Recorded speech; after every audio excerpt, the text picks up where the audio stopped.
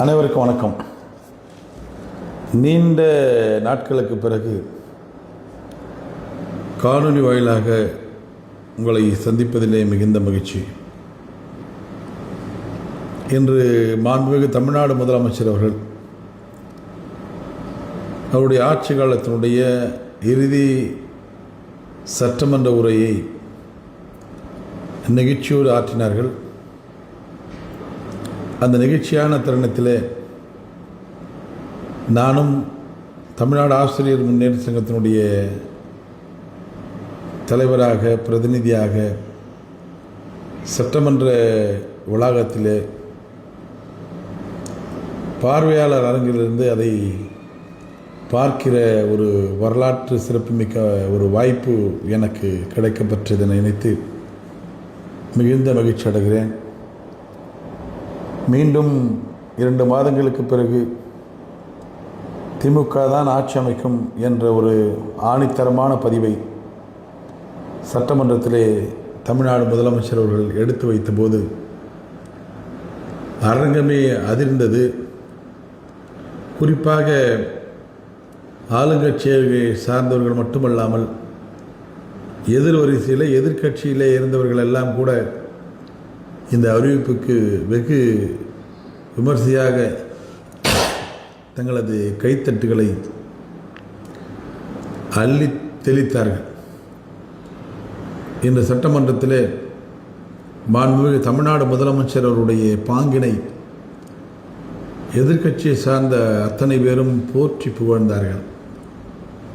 உள்ளபடியே மாண்புமிகு தமிழ்நாடு முதலமைச்சர் அவர்கள் இந்த 5 ஆண்டுகளிலே அவருடைய நடவடிக்கைகள், குறிப்பாக அவர்கள் ஆசிரியர் அரசு ஊழியர்களை மதிக்கிற அந்த பாங்கு, ஆசிரியர் பிரதிநிதிகளை அழைத்து பேசுகிற அந்த பாங்கு, அத்தனையும் அவர்கள் பேசும்போது நான் உள்வாங்கி பார்க்க வேண்டிய அவசியம் இருந்தது. இந்தியாவிலேயே திடகாத்திரமான முதலமைச்சர், தன்னிகர் இல்லாத முதலமைச்சர், திராவிட மாடல் ஆட்சியை நடத்தி ஒரு மிகப்பெரிய எடுத்துக்காட்டாக விளங்கி கொண்டிருக்கிற முதலமைச்சர் அவர்கள் ஆசிரியர் அரசு ஊழியர்கள் மட்டுமல்ல அனைத்து தரப்பினரையும் இன்று அரவணைத்து செல்லக்கூடிய, எதிர்கட்சியிலே இருப்பவர்களும் கூட மீண்டும் திமுக ஆட்சி தான் வர வேண்டும் என்று போற்றி பாராட்டக்கூடிய வகையில் அவருடைய செயல்பாடுகள் இருப்பது என்பதை நேரத்தில் நாம் எண்ணி பார்க்க வேண்டும். அவர் பேசும்போது அவருடைய சாதனைகளை நம்முடைய கோரிக்கையில் ஒன்றை சொன்னார். உறுதியளிக்கப்பட்ட ஓய்வூதிய திட்டத்தை அரசு ஆசிரியர்களுக்கு அளித்தேன் என்று பெருமையோடு சொன்னார். அந்த பெருமை மிக அறிவிப்பை அவர் பேசும்போது நான் அரங்கத்தில் இருந்து கண்கலங்க அதை நான் பார்த்து கொண்டிருந்தேன். உறுதியளிக்கப்பட்ட ஓய்வூதிய திட்டத்தினுடைய அருமை, அதற்காக பாடுபட்ட, அதற்காக சிரமப்பட்ட, எப்படியாவது ஓய்வூதியமின்றி அந்த செட்டில்மெண்ட் ஸ்கீமில் சிரமப்பட்டு கொண்டிருக்கிற 6 லட்சம் அரசு ஆசிரியர் நிலை சார்ந்து இவரிடம் பெறவில்லை என்று சொன்னால் யாரிடம் பெறுவது என்ற முனைப்போடு தொடர்ந்து பல ஆண்டுகள் போராடி இன்றைக்கு ஒரு உறுதியளிக்கப்பட்ட ஓய்வூதியத்தை பெற்றுக் கொடுத்த எங்களுக்குத்தான் அதோடைய வலி புரியும், வேதனை புரியும். குறிப்பாக நான் பழைய ஓய்வூதிய திட்டத்தை எதிர்பார்த்து காத்து கொண்டிருந்த சிபிஎஸ் திட்டத்திலே பணியாற்றி கொண்டிருக்கிற, அதாவது பங்களிப்பு ஓய்வூதிய திட்டத்திலே பணியாற்றி கொண்டிருக்கிற ஒரு ஆசிரியர், ஒரு ஓய்வூதியம் இல்லாமல் கிட்டத்தட்ட இந்த திட்டத்திலே பணியாற்றிய ஆசிரியருடைய குடும்பங்கள் நிலையை போய் நான் பார்த்திருக்கிறேன். 50,000க்கு மேற்பட்ட ஆசிரியர் அரசு ஊழியர் குடும்பங்கள் ஓய்வு பெற்றிருக்கிறார்கள். அதில் பலர் இறந்து போயிருக்கிறார்கள். குடும்பங்கள் எல்லாம் போய் பாருங்கள். இன்றைக்கி இந்தியாவிலேயே வேறு எந்த முதலமைச்சரும், ஏன் ஒன்றிய பிரதமரும் சிந்திக்காத ஒரு மிகப்பெரிய திட்டத்தை கடுமையான நிதி நெருக்கடியிலும் கூட மாண்புமிகு தமிழ்நாடு முதலமைச்சர் இந்தியாவுக்கே உதாரணமாக அறிவித்திருக்கிறார் என்று சொன்னால் உள்ளபடியே அவரை நான் நன்றியோடு வணங்குகிறேன். இதில் பலரும் பல வாட்ஸ்அப்பில், சமூக ஊடகங்களில் பல கேள்வி கணைகளை தொடுத்து கொண்டிருக்கிறார்கள். 22 ஆண்டுகள் ஒருவருக்கும் ஓய்வூதியம் கிடைக்கவில்லை, ஒருவருக்கும் பணிக்கொடை கிடைக்கவில்லை, ஒருவருக்கும் கமிட்டேஷன் கிடைக்கவில்லை. இதெல்லாம் பார்த்து கொண்டிருந்தவர்கள் ஒன்றிய அரசு என்பிஎஸ் திட்டத்தையும் யூபிஎஸ் திட்டத்தையும் கொண்டு வரும்போது வேடிக்கை பார்த்து கொண்டிருந்த ஒன்றிய அரசினுடைய அனுதாபிகள், அப்பெல்லாம் வாயை மூடி பொத்தி கொண்டிருந்தவர்கள் எல்லாம் இன்றைக்கு இந்த டேப்ஸை பற்றி பேசுவது ரொம்ப வேடிக்கையாக இருக்கிறது. மாண்புமிகு தமிழ்நாடு முதலமைச்சர் உள்ளபடியே தன்னுடைய தகப்பனார் முத்தமிழ் டாக்டர் கலைஞர் அவர்கள் ஆசிரியர் அரசுகளை எந்த அளவுக்கு நேசித்தாரோ அதே போல் நேசிக்கக்கூடிய பாங்குடையவர். இந்திய ஒன்றியத்தில் பல மாநிலங்கள் மீண்டும் பழைய ஓய்வூதிய திட்டத்திற்கு வருவோம் என்று சொன்ன போதும் கூட அவர்களை மீண்டும் பழைய ஓய்வூதிய திட்டத்திற்கு செல்ல விடாமல் அவருடைய பணத்தை தராமல் இழுத்தடிக்கிற ஒன்றிய அரசை பிஎஃப்ஆர்டிலிருந்து பணத்தை கொடுக்க முடியாமல் அறிவித்து 7 மாநிலங்கள் அப்படியே நிலுவையில் நிற்குது. அப்பேற்பட்ட அரசு தான் ஒன்றிய அரசு. இன்றைக்கு அவர்கள் ஆதரவு பெற்றவர்கள் தான் இந்த டேக்ஸ் திட்டத்தை கிண்டலும் கேலியும் செய்து கொண்டு எதிர்மறை விமர்சனங்களை செய்து கொண்டிருக்கிறார்கள். அதையும் ஒரு கூட்டம் நம்பிக்கொண்டிருக்கிறது.